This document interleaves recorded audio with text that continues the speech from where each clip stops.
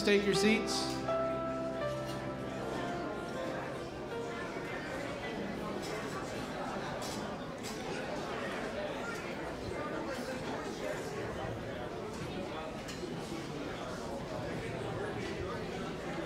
Good afternoon to everybody. My name is Walter Donaldson, and it is my honor to be, for lack of a better term, your master of ceremonies today.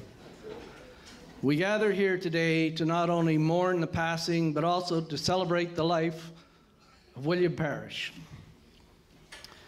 Bill led a long, active life. He was a patriarch of the family, a pillar of his community, and a friend to many. This afternoon, family members and friends will be sharing their thoughts and memories of our friends with you. Now, when I came in, Steve handed me a note, some notes that Bill had prepared back in 2008 on how he wanted this afternoon to go. The man was very precise. The Ajax room was his third choice, but that's okay. The Rotary Park today was being used for the seniors barbecue, so anyway, I'll just tell you one piece that's in here. However, at some appropriate time during the reception, I would like each member of the family to reflect humorously and briefly on our lives together, but only if they feel comfortable doing this. This includes any grandchildren who may wish to join in, but only if they want to. And after the family, anyone else who wishes to speak, and here it's stressed and underlined, 2 minutes only. So to begin, I would like to ask Steve Parish to come up, and he will direct how the family will proceed. Steve?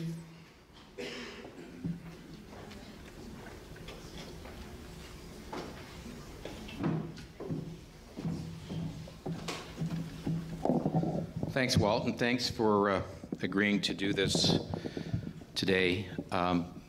Before I make my remarks, I would like to especially thank the staff of the Mayor, CEO's office, and the staff of the town of Ajax generally. When Dad died and it became known, the town immediately responded and knew that something special had to be done. They arranged this room for this reception. They put all the flags at half-mast. They just went out of their way. And it wasn't because their present boss told them to do that. It's because so many of them knew Dad from his role in videos, historical. He recently did a talk with respect to the guests from the Great Lakes St. Lawrence Cities Initiative talking about the history of town. So they had a personal relationship with him, and it was just a fulsome coming forward of a wish to do something. So I want to thank all of the people, all of the great staff at the town of Ajax for doing that. And I want to thank all of you and all of the people throughout the town who have come up to me and come up to my siblings and come up to everyone who is close to Dad and offered such sincere condolences, interesting stories, funny anecdotes, and it's just been overwhelming for all of us and so appreciated. Very, very touching. Now, you see my voice cracking a bit. Get used to it, because there's a bunch of people about to come up that might have some blubbering going on from time to time. But they're all very, very strong people, and they'll get through that. And try to ignore the little ones that are running around and think this actually is a celebration of life. They're having a great time. So I will go first simply because Walt wanted me to organize the herd of cats. Sorry, guys. Then I'm going to ask my sister-in-law Nadine to speak on behalf of my brother Chris, who had a terrible accident a couple of months ago and thank goodness was able to get out here from Sunnybrook today to be here. That's very, very special and would be special to Dad.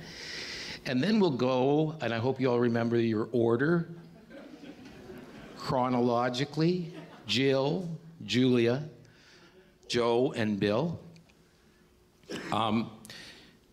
So I'm sure my siblings will talk about my dad in a number of different ways, especially as a lot of them are teachers. They'll speak about his career in teaching.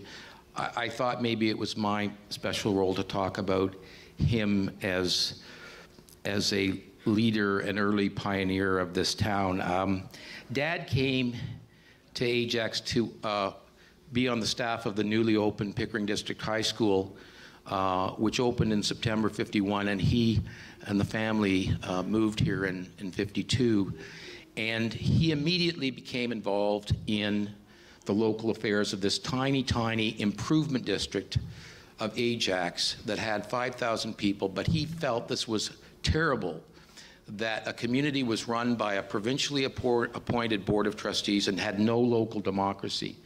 And he formed a group at the age of something like 28 or something. He formed and led a group that petitioned and got the Ontario Municipal Board to grant the town status as a town. He ran in the first municipal election, was elected to the first council of the town of Ajax. He always topped the polls. It was an at-large system then. A certain number of councils, 6 councillors or whatever, the top 6 would win. He always topped the polls. He's very proud of that. After 3 years after Pat Bailey and Ken Smith had served as mayor, he ran for mayor and served 6 consecutive one-year terms. He was constantly campaigning, and I think you know some of the legacy that he left here. First of all, in 1959, he led the council that introduced the town's first official plan. And in that official plan, it was designated that 400 feet back from the high water mark of Lake Ontario would be public, open, accessible, green waterfront. And he said to me in subsequent years, he said, "Steve, I wanted to get 1,000, but I had to compromise." And so everybody knows what happened after that. The years went on, councils were true to that vision, and now Ajax has such a splendid waterfront, and that's his legacy. The other thing that he did was he brought a modern water purification plant to the shores of Lake Ontario in Ajax. The election that was an issue, his opponent promised everyone an arena, which Ajax did not have. Now, hockey's big, right? We're Canadians. But in those days in Ajax, small town Ajax, hockey was everything. And his opponent promised everybody an arena, and he promised everybody no. He said, first, we need a water plant. And to the great credit of the people of his day, for their vision, they elected him, and he put in place the water purification plant, which subsequently would bore his name, the William A. Parish Water Purification Plant, which the region took over and took his name off. So you guys can fix that, I think, if you want to do it. And I would like to recognize my colleagues from Regional Council, Chair Gary Lynn O'Connor, Mayor Dave Ryan, Mayor John, oh God. That's right. Sorry, my mind's going. Mayor John Henry and Mayor Don Mitchell for being here. So he served until 1963. At the end of his term, they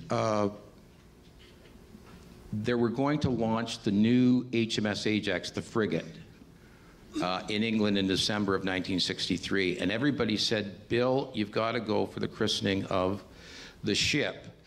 And of course, Dad was a great proponent of the connection between the Ajax and the town and its history. When I was small, I learned the phrase "nis quisquam nisi Ajax," which is a Latin phrase, means none before Ajax, before I knew a lot of English phrases. He would constantly talk about that history, being the historian that he was. And so when he had this opportunity to go to England, he basically said, look, I've got a whole whack of kids. I'm a teacher. I don't make much money. There's no way I can go to England. And the people at the time, in a showing of great esteem for his service, and this is what small towns do, and this was a small town then, they went out and they raised the money by individual subscription for my mom, who was then pregnant with him, to go to England for the christening of the frigate Ajax in 1963, which was a great honor. And when he was there, all these English mayors were there with their chains of office. And they would say, Bill, where's your chain of office? He said, well, we don't have a chain of office. Well, you've got to have a chain of office. So when my dad returned from England, he went into one of his last official duties into the office and said, we need to get a chain of office. Would somebody order a chain of office? And it's right over there. And then he left. He was torn when he left politics. He loved it. But his real first calling and what paid better money was teaching. He went on to an absolutely fantastic career in teaching, which some people here know about, and my siblings will talk about. And then after he retired, he continued to be so active in this community, always gave his time to so many charities. There's people who deal with them, from PAC, the John Howard Society, the hospital, the list, the list goes on and on and on. He always gave. He was a public person. He believed essentially in two things, and I think that's represented in the waterfront. He believed in democracy, and he believed in the environment. And it comes together in the waterfront for me simply by the fact that he felt it was wrong for 10 or 20 rich people to own the Ajax waterfront. And he felt the only way that it could be cherished and upheld and be the best that it can be and make for a great environment was to be preserved like that. So his great love of the environment, his great love of democracy came together in that one place. I could go on for hours because in addition to everything else, Dad, there's 6 kids, and I think my siblings would bear this out. He made each one of you feel like you were the only child. He had time for you. He spent time with you. And I know people who didn't have that family relationship know that when he spoke to you, he engaged you. And people truly liked him. They loved him, and they respected him. And now I'm losing it, so I will pass it on to Nadine to speak on behalf of my brother Chris. Thank you.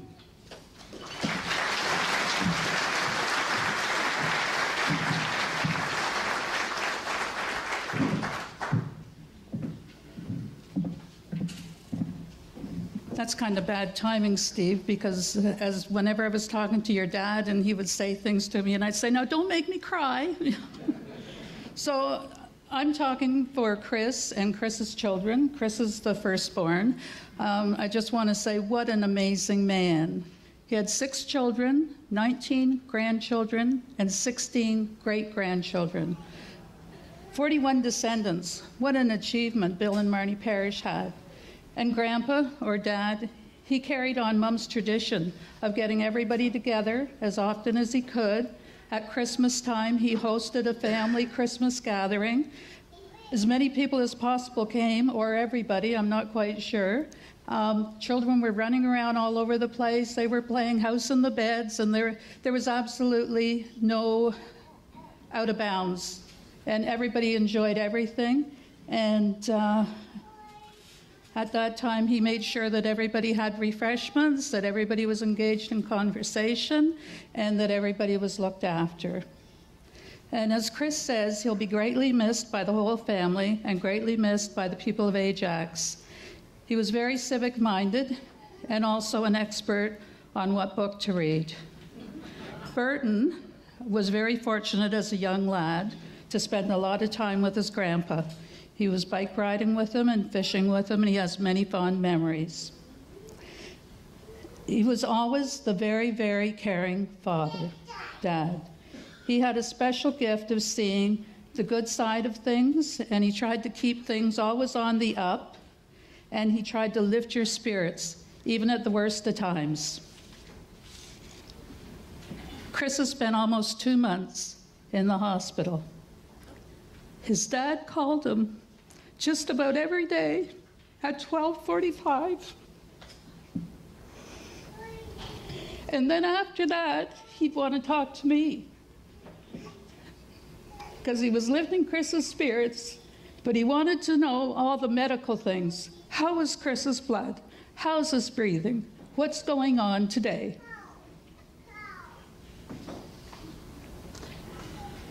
And then after that, he would compliment me. And that's when I would say, "Don't make me cry." And a lot of times he would end the conversation with, "Love you, dear." Very, very special words. He had a way of making everybody feel good about themselves. We who couldn't make it up to the barbecue that Bill hosted up at the cottage will be forever saddened to have missed his very joyous day. Little did we know that Mom's bench party the following Saturday was not going to take place. I didn't understand that I was supposed to say something humorous. So he did take a little secret of mine to the grave. And that's when I was driving around Hills Road, or I don't know where, but I got myself lost. Hills Road seemed to never end and become a Hills something else. And I was looking on the other side of the street, but I was bringing him a little gift of some food or something. I was alone. And when I finally found him, he says, "I saw you drive by 3 times." And I said, "Well, don't tell Chris." June 21st, first day of summer, summer solstice. He died in a beautiful place, and he died on a beautiful day.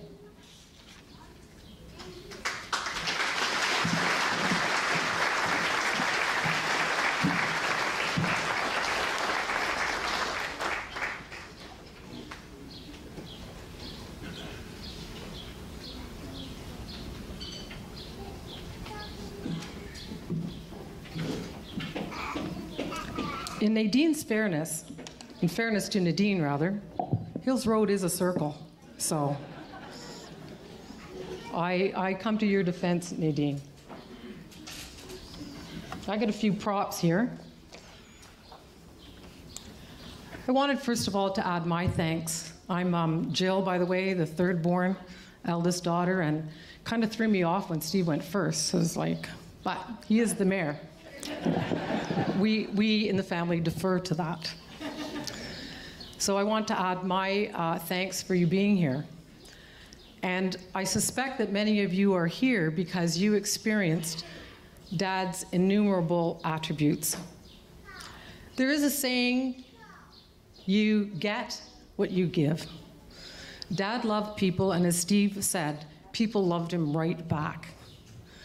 Suffice to say, I'm really proud of my dad's contributions to Ajax, and really on a larger scale to the province and to the education system, because they're both interlinked. I knew he was always out there fighting passionately for what he believed in and the visions that he held. I learned so much from Dad. It's just endless. His selflessness allowed him to leave a prodigious legacy. And when I looked up the word prodigious, just to make sure that I had the right word, look it up, it was prodigious. As his obituary said, despite all his accomplishments, he considered his family his greatest achievement. And that's what I knew, and that's what I'm going to talk about today. Bill Parish, my dad. So, there were many times in the course of my life that I wondered, and I'm so grateful when this thought came to me that I'd phone Mom and Dad and say, wow, what you gave me. And it particularly became clear when I had my own children. My husband Steve and I have 3 sons who we're very proud of, and 3 grandchildren.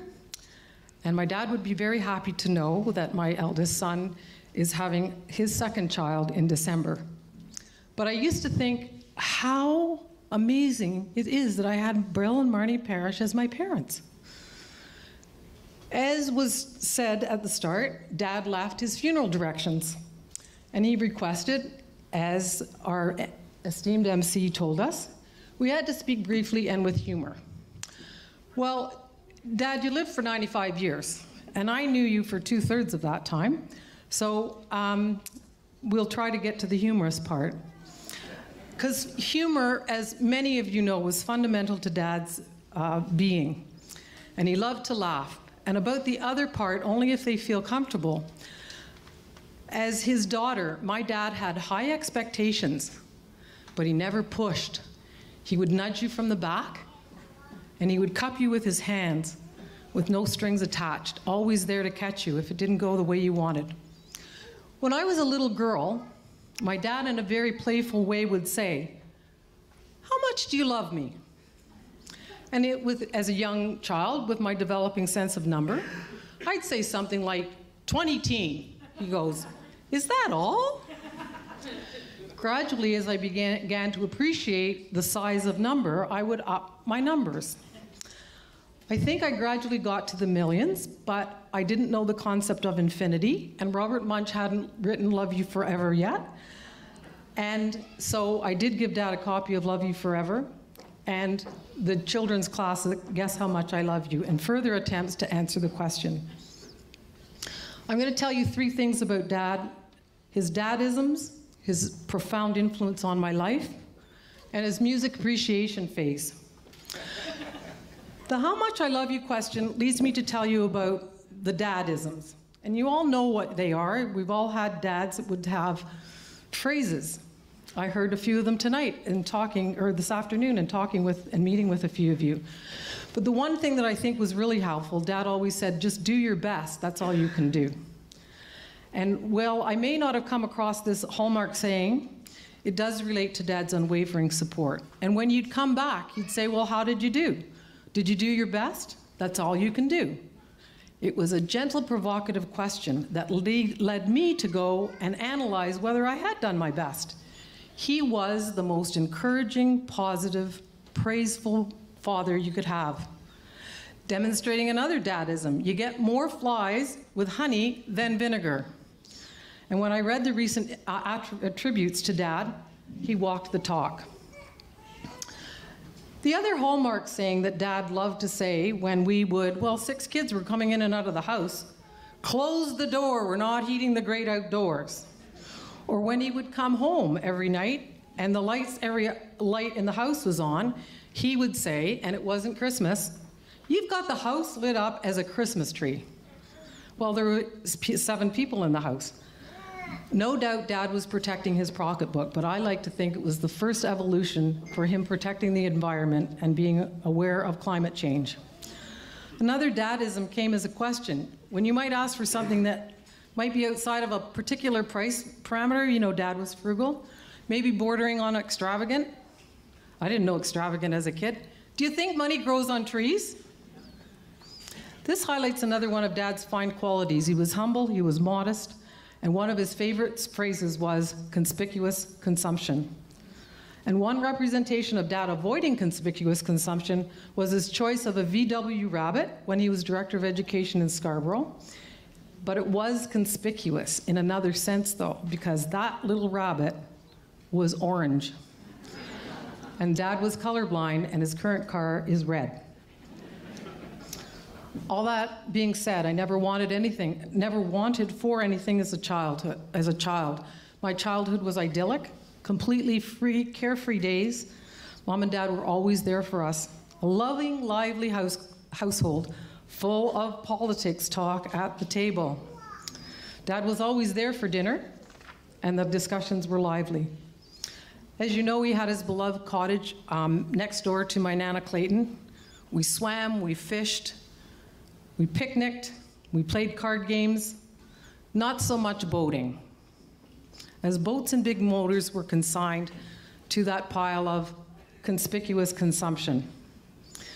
It wasn't until I went to the University of Toronto, again in Dad's footsteps, that I appreciated deeply how he had shaped my life. His dadisms diminished as he got older, except we'd joke about them. He was ever wise, sage, and gentle. Of course, Dad had great influence on the significant choices I made in my life, my attendance at U of T, and that I became an educator, as my brother referenced, the teachers in the family. As a principal in the Ottawa board, I was tasked with opening a new school, as Dad had in Scarborough. And I remember when he opened Sir Robert Borden, one of the things that he said is that a school must have a meaningful name. And I took that to heart, and when I opened a school for the Ottawa Carleton District School Board, I ensured that it had a meaningful name, but I had a little twist. It was named after a female, a Canadian female. We all know he was a voracious reader, and I'm only going to mention one book that he just loved, The Peter Principle. And The Peter Principle, for those, many of you in the room would know it, was reaching the level of your incompetence. This phrase so resonated with Dad. He'd go around the house saying, reached his level of incompetence. And he would chortle and chuckle over that phrase as much when he first said it as many, many years later. Recently, Dad said to me he needed to expand his reading repertoire into science. I got news for the science authors. It better be one damn good book before Dad would butt out of history, biography, and politics. The hi-fi phase. Now, for those of you in the room, you had to have a long playing record for a hi-fi. And this was an era when Dad had 10 records delivered when the Eaton's truck rolled up to the house. And this was his first conspicuous consumption that I ever recall. Anyway, it introduced us to Sousa marches, The Flight of the Bumblebee, and other musical genres. But the really best part was when Dad added movie soundtracks to his repertoire. He loved Fiddler on the Roof. And I think he gave John Travolta some moves, because he would go around the house in his best, biggest voice going, "Tradition!" And the other song he loved was If I Were a Rich Man. He did sing along with the lyrics to that, and by the way, Dad wasn't really a singer. I'd give you a rendition, but I'm not really a singer either. So Dad, I've revised the title of this song. I've omitted if. I've added, you are a rich man, in the best sense of that word. It has nothing to do with money. You could have cared less about that. Your richness comes from the sound of the children we hear in the room and your boundless personal characteristics. Your example of your rich life will continue to guide and enrich your 6 children, your 19 grandchildren, and your 16, almost 17 great-grandchildren. Dad, your intentionality in life has left your community a far better place and left your family with great pride in a legacy that is both inspirational and one to which we will aspire. I know you know the answer to the question you asked me as a little girl. How much do you love me? But I'm going to give you one more reply to think about, wherever you are. I'm sure you're in this room. As much as there are stars in the sky and grains of sand on this earth. And I'll conclude with 2 quotes that I was sent, one from a dear colleague and one from my eldest son. What we once enjoyed and deeply loved, we can never lose, for all that we love deeply becomes a part of us. And from a famous journalist who died the same week as Dad, it was a wonderful life, full and complete with the great loves and great endeavors that made it worth living. I think Dad lived the life he intended. We should all be so fortunate. Thanks, Dad.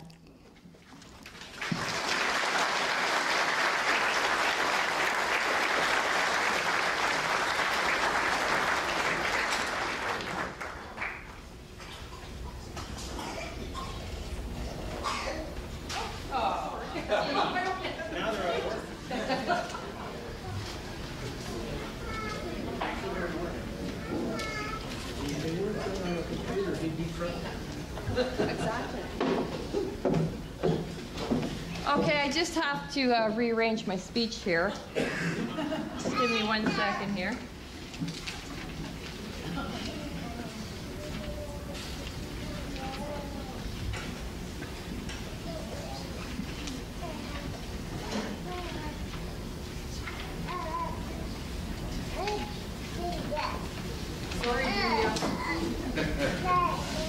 I'm good. Okay, before I start my speech, my 2-minute speech, I have written my speech using pen and paper in honor of my dad. Second, although through most of my life, beginning when I was very young, when I started writing things for school, my dad would be my editor. And he would edit my work, and he'd make comments in the margin and correct spelling mistakes. So I'll apologize in advance. He didn't edit this speech. My very first memory of my dad is the two of us walking hand in hand in the old Ajax Plaza, uptown. He was dressed in a suit and an overcoat, looking quite smart. And I remember being very little. And when I looked up at him, it took a long time for me to reach the top of his head. And I looked up and up and up and up. And I thought, oh, man, is he ever tall? And he was smiling down at me. But at the same time, even at such a young age, I had this overwhelming feeling that he was special. He had this incredible quality about him. And my dad would be very, very mad if I said this. It was almost like greatness. He wouldn't like me saying that, but he'd probably say, oh dear, that's so silly. My dad would take me on weekends to Pickering High School, where he taught. I would race down the incredibly clean, shiny halls of Pickering High, right on the chalkboard. I just loved it. I could pretend I was teaching a class. I took piano lessons from Mrs. Lodge. She lived on Roosevelt Avenue in Ajax. After my lesson was over, she would say, go sit down on the steps and your dad will come pick you up. So I would go and sit on the steps, and I would wait, and I would wait, and I would wait. And finally, he would pull into the driveway and he'd go, oh, sweetie, so sorry. I got talking to so-and-so. Somebody phoned. I'm so sorry. Every morning when Dad would get up ready for work, he'd enter the kitchen, he'd open up the broom cupboard, he'd pull out the black shoe polish and shiny shoes. Sit down, eat a shredded wheat with warm milk, and read the Globe and Mail. And then he'd jump up, go around the table, give everybody a kiss, and give my mom the kiss at the very end. A big, big smooch. It was wonderful. He'd go out the door. Sometimes he'd come home for dinner, and then again, sometimes he wouldn't. But whenever he did come home for dinner, there was always a meeting after dinner, and out he would go again. Meetings, phone calls, committees, talking and talking was my dad's life.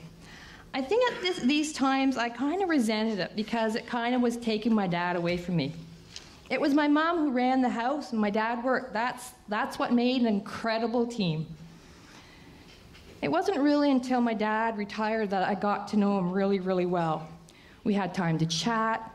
He played with my children. He watched Y&R with my mom.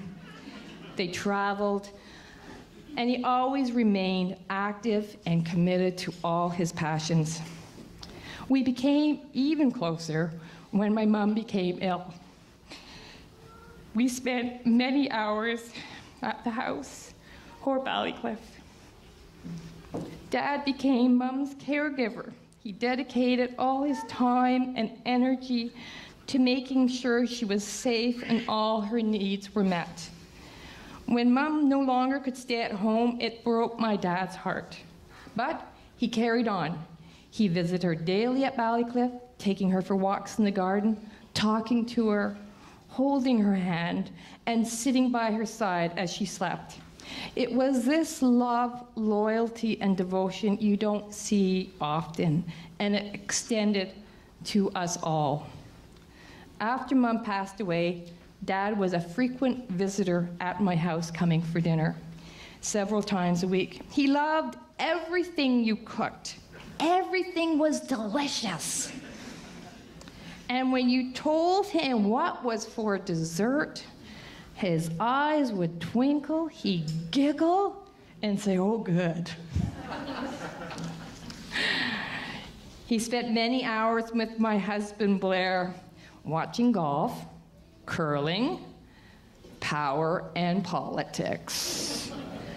Me shouting in the background, "Turn off the TV, dinner's ready." They ignored me. Dad was always interested in my life, my children, my grandchildren, wanted to know everything about them. "How's Katie doing? Have you talked to Becky? How's Rob doing at school?" My daughter, Becky, reminded me of a quote she'd heard. "Most people listen with the intent to reply. My dad wasn't that person. He listened with the intent to understand. He listened to everything you said. He made whoever he spoke to seem important.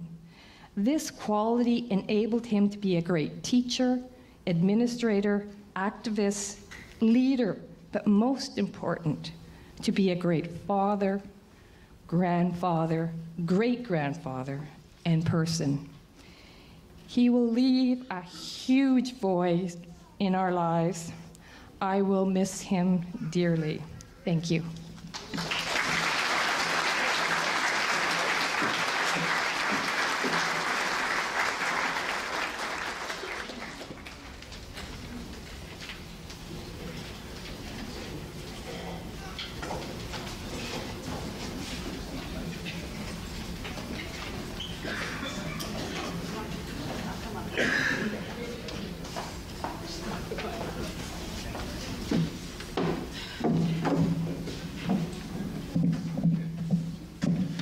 Hi, I'm Joe. I'm the fifth child, but it seems like so long. And this is my daughter, Ashley. My brothers and sisters are very wordy, but I'm going to be brief. And I want to talk about my dad. My dad touched a lot of people. And the main reason, I think, why was his kindness and his heart. And when you think of my dad, you might think of a stern educator or a stern father. And you could be right, he could be stern. He was certainly a persistent and strong. He never backed down from a fight. And he could be described as combative. But the father I knew was kind, loving, and gentle. He was an emotional man. He wasn't afraid to cry. He taught me to care for others because that's the most important thing we have on earth. And I will miss him so much. Thank you.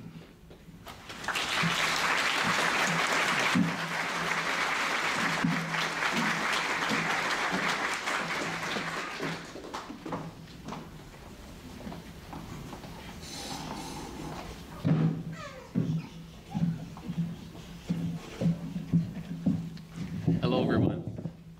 I'm Bill. I'm the youngest. And the most special.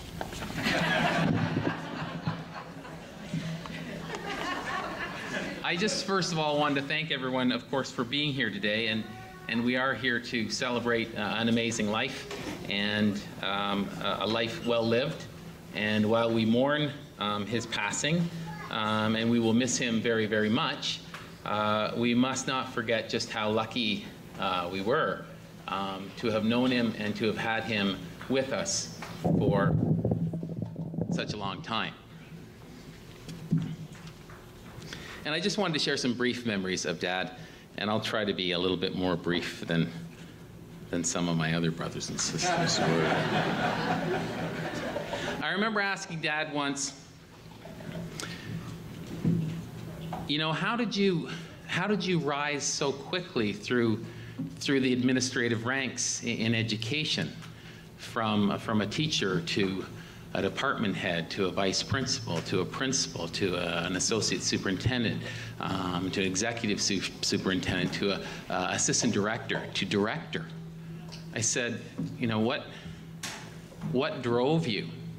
Were you competitive? And I waited for his answer, and I anticipated something to the effect of wanting to share his vision and the needs that he saw within the board and public education and things that he wanted to do that weren't happening, and rah, rah, rah. That's what I expected. His answer? I was not competitive. We kept having children and I had to make more money. So my brothers and sisters and I can take some small credit for his success, because we drove him onwards.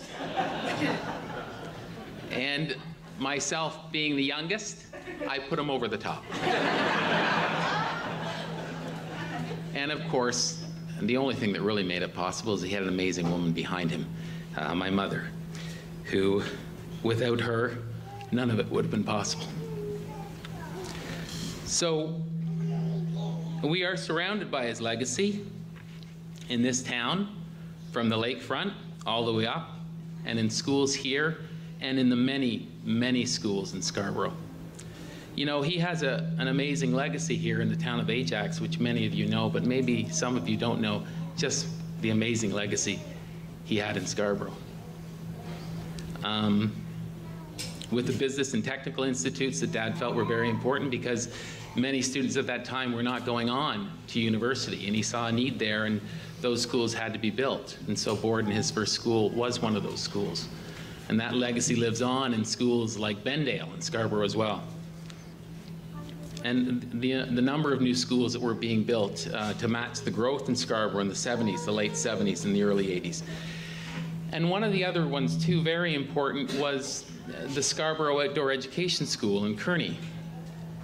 And that was Dad's vision, that we needed an outdoor education school for the students. And to this day, if you ask any student in Scarborough graduating from grade 6 or grade 8 to reflect on their elementary schooling and their elementary career and this most special moment in that, 99 out of 100 of them will say Kearney. That's Dad's legacy coming out of the mouths of those students to this day. Yes, it's true.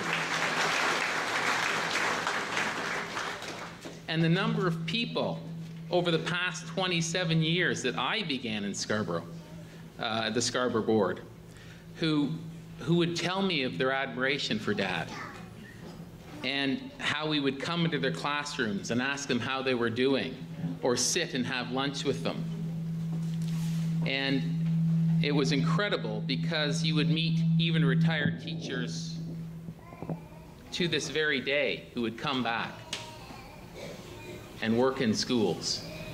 And they would say, I would introduce myself, and they would say, so are you related to the Bill Parish? I was always Bill Parish. He was the Bill Parish. And with every remembrance, it was a similar theme, just how much he cared. And what a wonderful man he was. Lastly, he once said to me, when all is said and done, the accomplishments, the awards, the success, everything, the only thing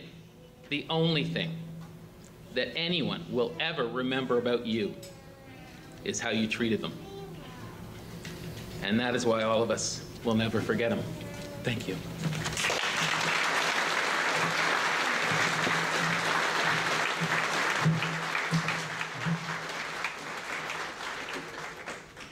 Are there any grandchildren? Do you want to? Yeah. You know who they are. There's too many to keep track of.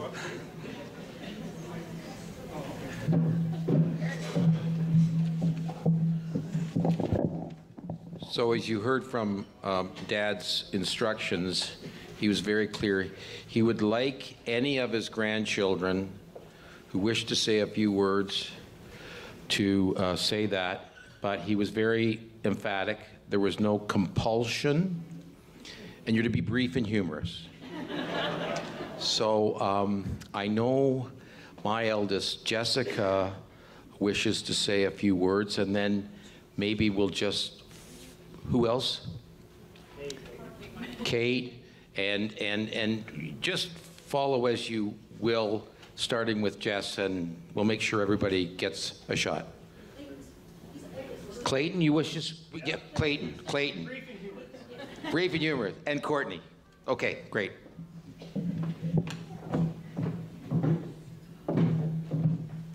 Okay, well, as Grandpa said, if you don't feel comfortable, then you don't come up and say anything or whatever, but, and you to keep it to 2 minutes. But for everything he's ever done for anybody in our family, I think I can give him the 2 minutes for that. He never, ever forgot anyone's birthday, anniversary. He always knew what was going on in your life. He always asked you what was going on in your life, and he cared. He didn't have a cue card like this or whatever. He just knew in his mind what was going on with you at any moment in time. And I'm very fortunate to see him last weekend at the cottage. I was very surprised he was there, and I was so happy that he was there. And I got to sit down and eat lunch with him and talk about Morgan's school and Addison's hockey and Carson's cadets, which he's not in anymore, but he was asking him about it, whatever. Okay, but he remembered these things. And before we left, he had said to Addison, he said, "Well, it's really nice to see you, Kennedy," or whatever. And Addie said, "Well, it's Addie, Grandpa." And he goes, "Oh, old grandpas are bad." So he always had the humor to him, whatever, and that will be something I'll never forget. So thanks for everything, Grandpa, and I'm going to miss you. Stay here. Clay's going to stay with me just to keep me company, but for me, Christmas will always be a special time, and Grandpa was always the one to open the door and welcome everybody, and he always had kind words, and his smile will live with all of us forever. And yeah, I don't have anything humorous, but Clayton brought that. So anyway, thank you. Grandpa will miss you.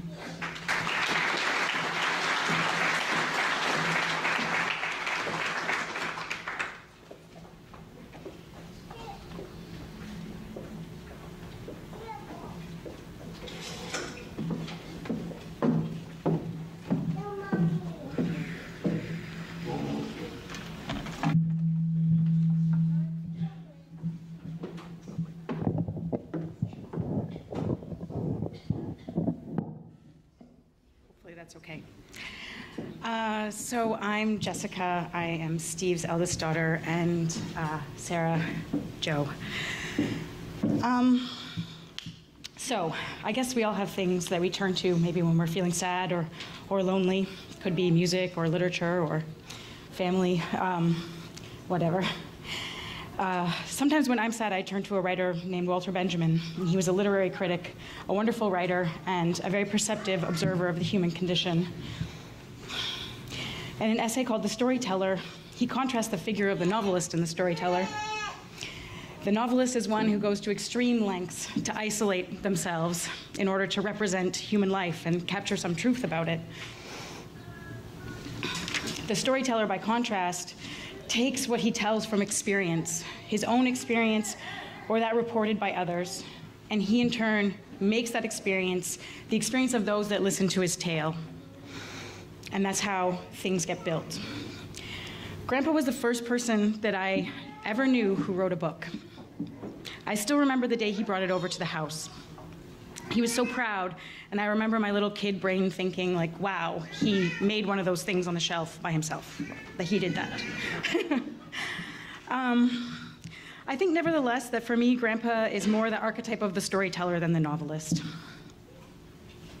He built knowledge, he built family, community, and played a major part in building a town by connecting with people, by sharing thoughts, ideas, and fighting for what he believed in, and of course, spending time with family, kids, grandkids, and great-grandkids.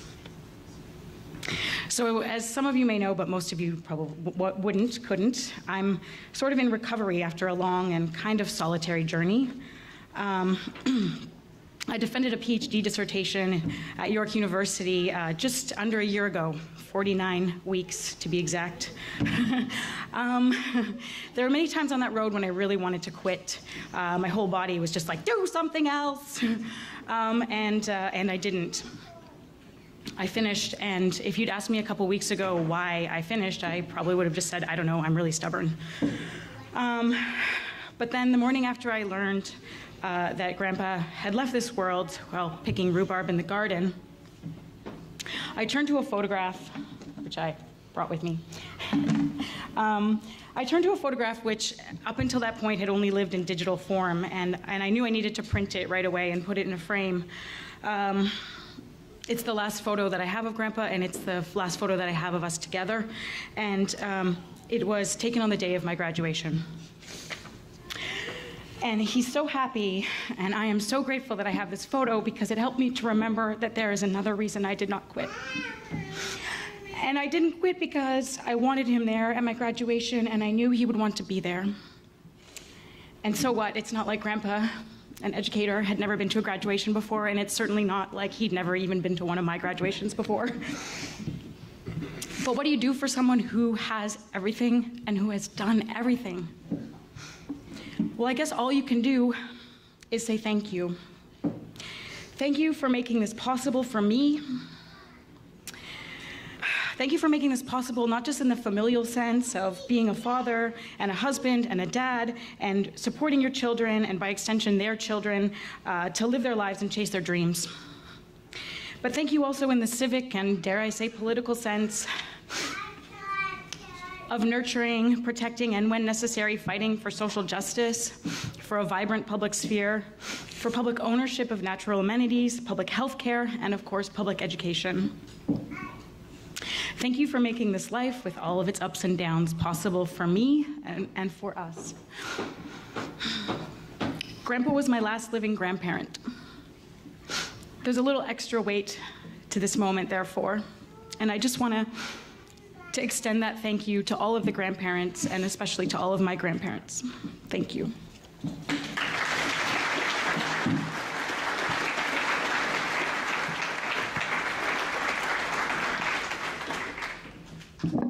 Hi guys, I'm Joe.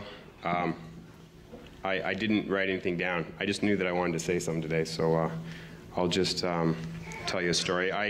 We started, when my grandma went into to Valleycliff, we started having dinner midweek at my parents' house every week, pretty much every single week since, and it was great because I got a chance to get to know my grandpa more and spend some more time with him. And so I was thinking about that recently because my memory's horrible, so I can only barely remember a couple weeks ago, and it's really bad. And so I was thinking about that last dinner, the day before he passed, my parents' house, and trying to just like memorize details and things that happened and conversations we had, and I having trouble still, but I'm still working on it. But one thing that happened was, at one point, Abby, my youngest daughter, she's 2, she's sitting on my grandpa's lap, and we're eating, and she takes a piece of like toast with peanut butter on it that she had like already chewed the heck out of, and she offers it to my grandpa. Grandpa, do you want this? And he, of course, yeah, okay. And he opens his mouth, and she puts it in, and he's chewing, and he's going, "Thank you, that's so good." And I'm like, I'm horrified. I was so grossed out, and she's my kid, and I wouldn't do that. And so I mean, that's my funny story. I thought that in a kind of a weird way, kind of shows the kind of guy that my grandpa was. I think that he was the definition of class and kindness and attentiveness. He was really attentive, and I learned a lot from him, and I feel really lucky and proud to have had him as a grandpa. So thanks.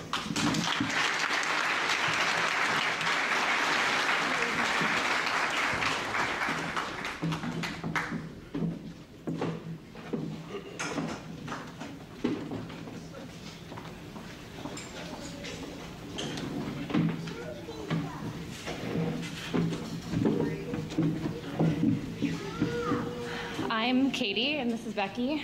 We're Julia's daughters. This is Charlotte, my daughter. I'm going to speak on behalf of Becky and I. So Becky and I's greatest memories of our grandfather is not his awards or career accomplishments, but the birthdays and graduations that he never missed. The yearly family Christmas party that him and Grandma looks forward to every year. And the handwritten paper invitation that he would send out with a note to please RSVP. The drives up to the cottage where he would slowly overheat because he didn't like air conditioning.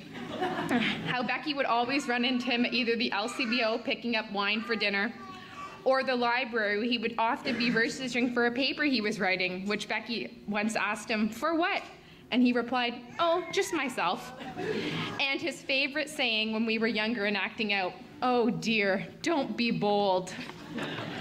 When Becky and I were little, we would go over to Grandma and Grandpa's house for sleepovers, where we were always so excited to spend time with them and to eat the endless amounts of chips, canned peaches, and tuna in a bowl made with Miracle Whip. When we stayed up at the cottage, we would always run over to Grandma and Grandpa's cottage in probably the crack of dawn for breakfast, where we were always allowed tea with lots of sugar. Just a second. One of Becky's favorite memories is when Grandpa was teaching her to drive, and yes, she's a very slow driver. Not a speeding ticket to her name. She remembers one time when she was out practicing with Grandpa and made a really risky left-hand turn, and all he said to her was, "Oh dear, next time, don't do that." Our Grandpa was always a determined person, and once he had his mind set on a goal, watch out. A couple years ago, he was so determined to raise money for the heart and stroke and to ride on the big bike that the fact that he was 92 didn't seem to faze him. He wanted to help, so he did.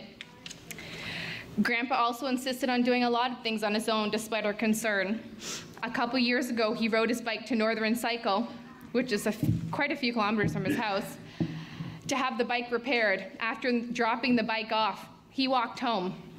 We asked him, "Why didn't you call anyone to pick you up?" And he simply said, "Oh, I didn't want to bother anyone."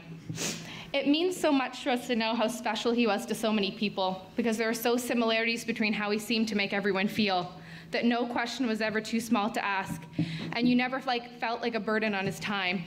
He was kind and fiercely loyal. He was so funny without ever being cruel. He loved his family wholeheartedly and never held back in telling you so.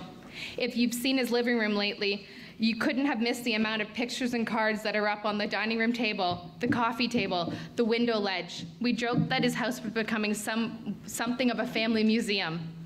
But he was so proud of his family, and he cherished being surrounded by those he loved.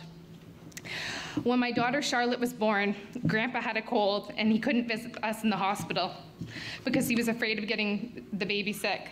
He still insisted that my mom drive him to the hospital just so they could have a glimpse of her and wave through the window.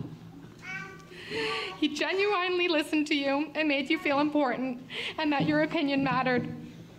The older we get, we realize how rare that is to find in a person and how lucky we are to have him as our grandfather.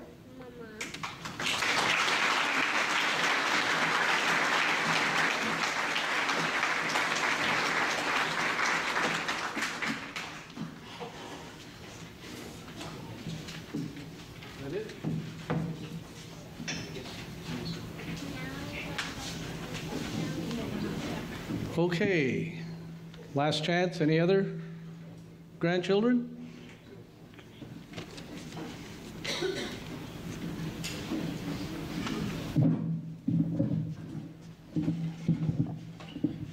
Hi, I'm Burton, and I'm Bill's grandson. And I just want to say thank you, Grandpa, for such a great go. I mean, you you really certainly knew how to make me feel good about myself, and you showed me great things, and I just miss you, Grandpa, and I hope to see you soon.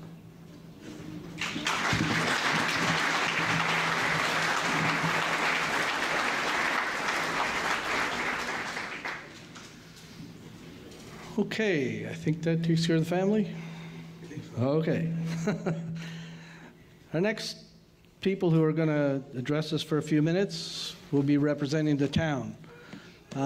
Councillors Jordan, Brown, and Dyes.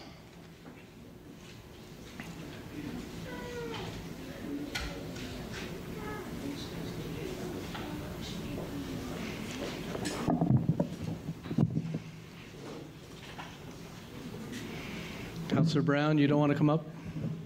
Okay.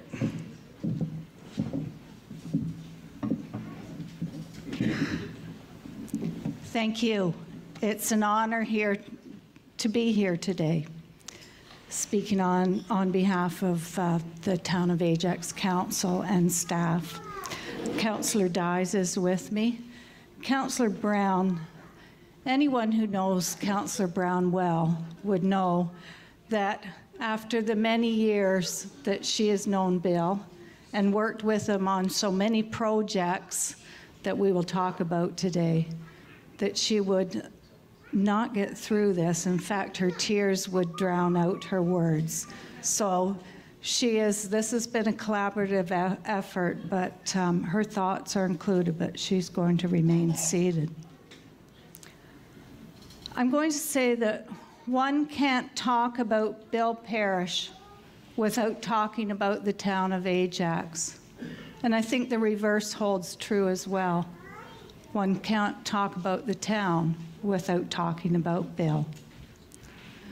Bill was truly the heart, soul, and conscience of the town. As you heard, he was elected to serve as a member of Ajax's first council, went on to serve as mayor from 1958 to 1963, and after his distinguished public service career, he continued to volunteer on HMS Ajax and her sister ships, HMS Achilles and Exeter. Our main street, Harwood, bears the name of Harwood after Admiral Harwood, who during the battle was the commodore of the three ships. Numerous streets bear the names of sailors, as indicated by the ship symbol on the street signs. We have benefited by this strong connection by hosting many veterans and their families who visit the street that has been named to honor their family member and to attend a tree planting. Ajax students, newcomers, and visitors alike are intrigued by this unique history of a town named after a ship, and often seek more information about our beginnings. Our new Pat Bailey Square, scheduled to be opened on September 9th, will also reflect this proud history, which is now an embedded value of the town, a value that Bill Parish began. Developing the town of Ajax's first official plan, which provided for a permanent open space on the waterfront, is probably one of Bill's greatest legacies, which has touched the lives of countless residents and visitors to the town. Subsequent councils have merely continued to build on Bill's vision to enhance our green space on our Lake Ontario shores. Our Ajax waterfront is now the envy of many.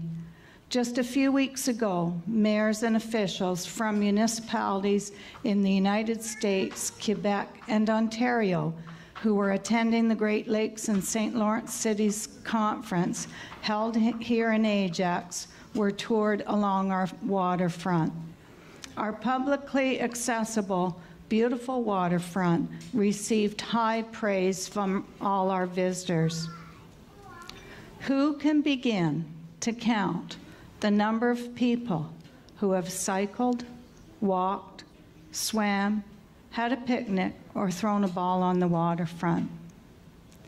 Now, begin to think of the many people who will enjoy our beautiful Ajax waterfront for long into the future.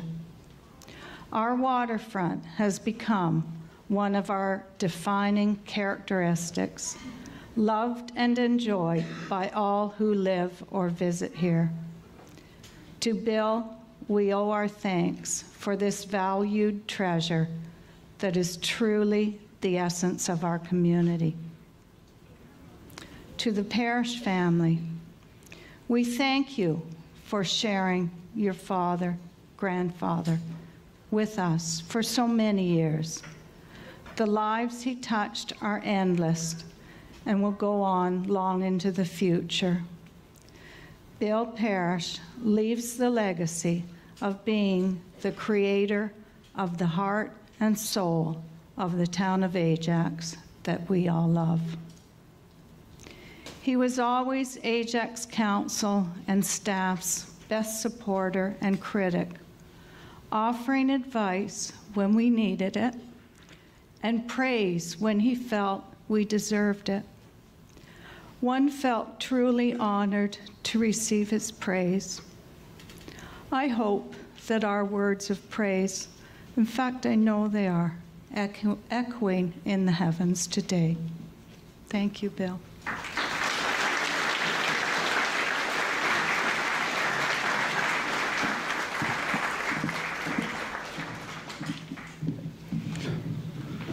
Back in 2006, I think, we had about 1,200 to 1,500 people packing this room when there was a move afoot to remove some of the services from the Ajax Hospital. Those 12 or 1,500 people, they were all here because of Bill's hard work. In less than a week, he gathered enough troops to make it happen. And that's a good segue to our final speaker for today. I'd like to ask Dr. Stas to come forward.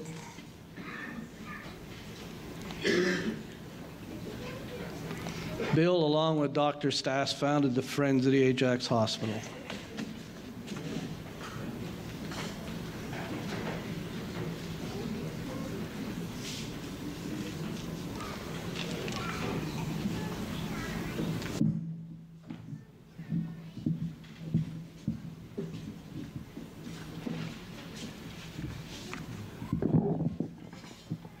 Good afternoon. Can you hear me okay? Closer? Is that better?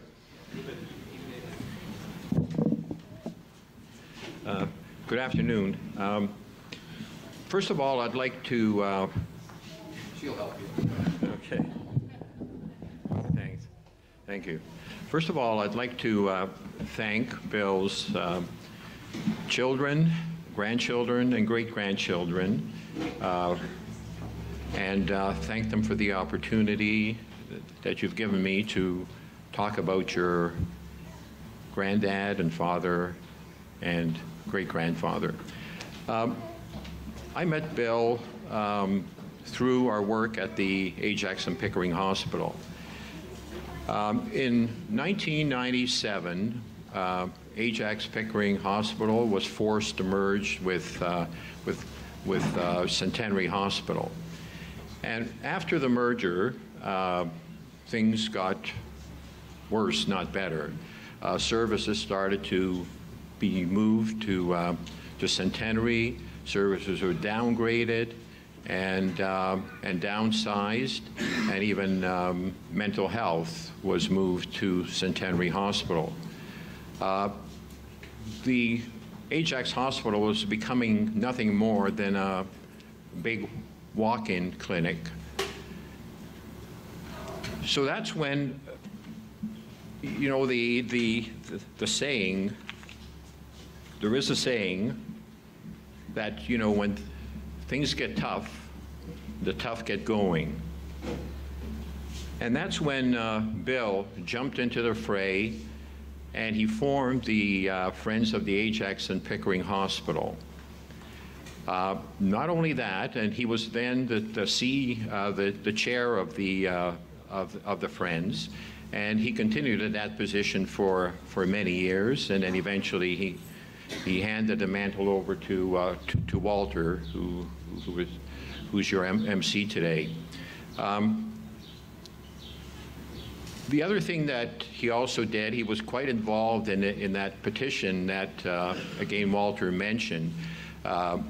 The petition was sent to the Legislative Assembly of Ontario, and it was signed by 12,000 people, over 12,000 people. And that might not sound like a lot, but remember, in those days, Ajax wasn't 120,000 people. It was probably less than 50,000. And the petition quite clearly stated that we wanted actually demanded that the legislature stop the cuts that are happening at the Ajax Pickering Hospital and to restore the services that were taken away. That same petition went to all the town councils at Ajax, at Pickering, and in Whitby, and they were all passed by the town councils, and also went to the region of Durham, and it was passed by the region of Durham.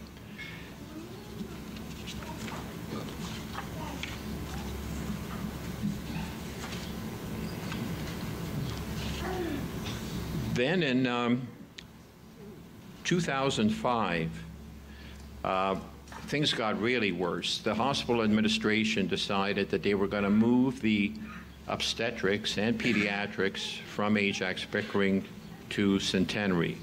And at that time, it became quite clear if that happened, the hospital would not exist anymore, would have to be closed. So at that time, Bill again jumped in. He rallied the troops. As again Walter mentioned, a major rally was created within a matter of a week. Over 1,500 people attended the rally. Actually, it was right here at the ACC, and there were residents, there were physicians from the hospital, nurses.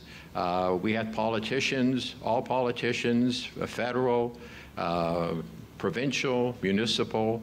They were all there. And by the end of the meeting, we got a message from the Minister of Health that the transfers would not occur, and in essence, the hospital was saved at that time. So that's all the things that's just some of the things that Bill Parish accomplished as far as the hospital is concerned.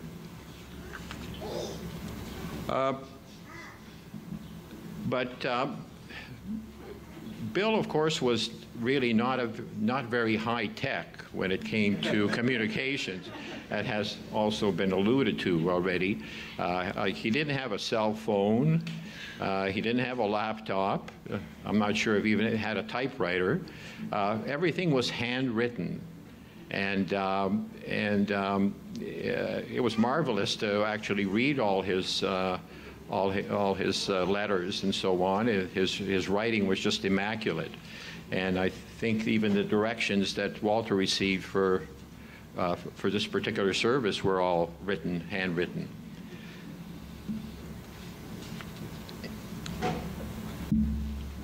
So, but with Bill, I was constantly amazed, not only by his dedication, but also by his wealth of knowledge and by his ability to analyze any situation in a moment. He was also a brilliant speaker and strategist, but at times he could also be a bit of a rascal. I remember we went to the first meeting of the hospital board after this successful rally, and we sat at the back of the room, and you could tell that he was in a pretty mischievous mood at that time.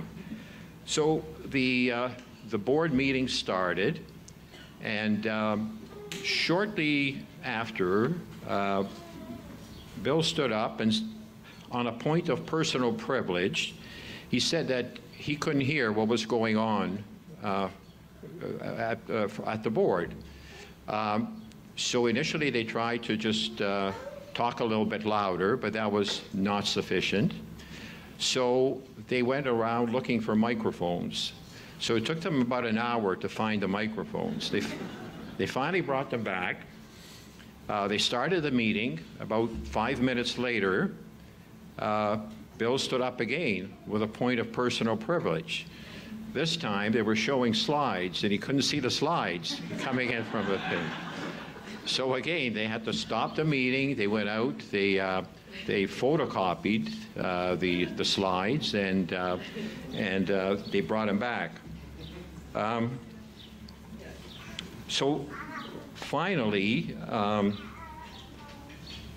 the board chair was kind of exasperated at that point, and then said to Bill, he said, like, is everything to your satisfaction now, Mr. Parish? And Bill got up, and with a twinkle in his eye, which he always did have when he was mischievous, said, "All is well with me, Mr. Chair, but your meeting seems very lengthy and non-productive."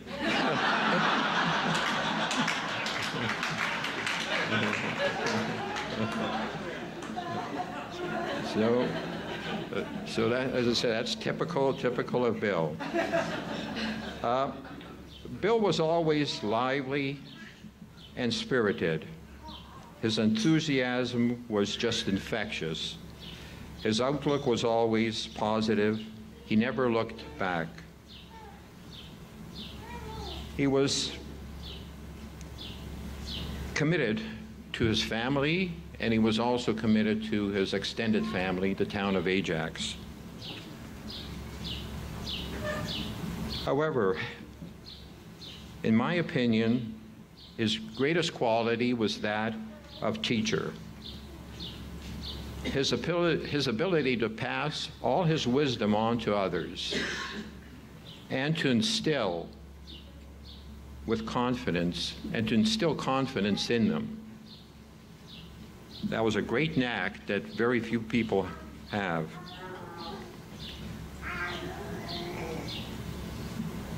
We have all been benefited from our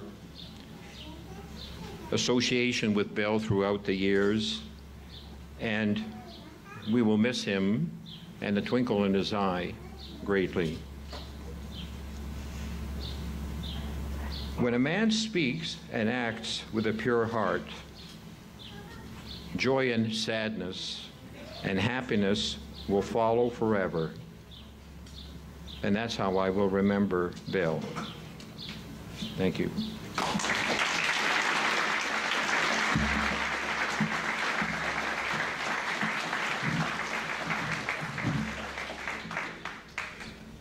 Okay, that about wraps everything up for today. On behalf of the family, we thank you for all coming out and sharing your thoughts and hearing about Bill. We will all miss him for sure. Anyway, that's it. Have a good afternoon. Have a safe drive home. Thank you very much.